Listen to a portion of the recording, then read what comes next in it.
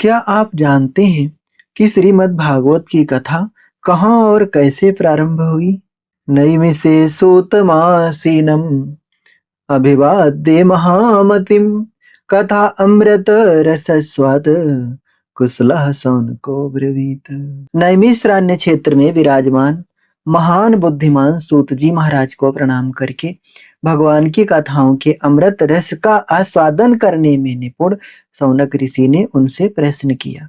जब ऋषि मुनि नैमिषारण्य में एकत्र हुए तब शौनक ऋषि ने सूत जी का सम्मान पूर्वक अभिवादन किया और उनसे भगवान की दिव्य कथाएं सुनाने का अनुरोध किया। यह श्लोक हमें सिखाता है कि ज्ञान प्राप्त करने के लिए विनम्रता और गुरु का सम्मान अति आवश्यक है। इसी तरह के भागवत श्लोक सुनने के लिए हमारे YouTube चैनल को सब्सक्राइब करें, वीडियो को लाइक एवं शेयर करें। जय श्री कृष्णा, जय नारायण।